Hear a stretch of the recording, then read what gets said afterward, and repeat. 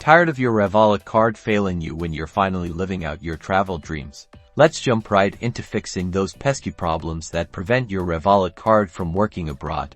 First, ensure your card is activated for international use.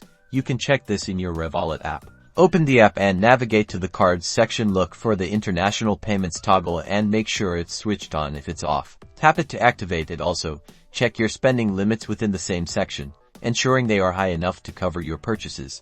Next, make sure you're near a payment terminal that accepts the network your Revolut card uses, either Visa or MasterCard. Also, check that the location you're in accepts card payments and is a secure location with a reliable internet or phone connection if applicable. If the terminal or ATM declines your card, it could be a security issue. Sometimes Revolut flags unusual transactions abroad. The first thing to do is contact Revolut's customer support through the app using the chat feature.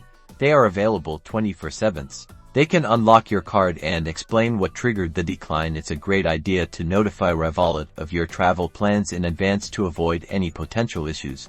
By following these steps, you can overcome the common issues of Revolut cards not working abroad, allowing you to worry less and enjoy your travels more.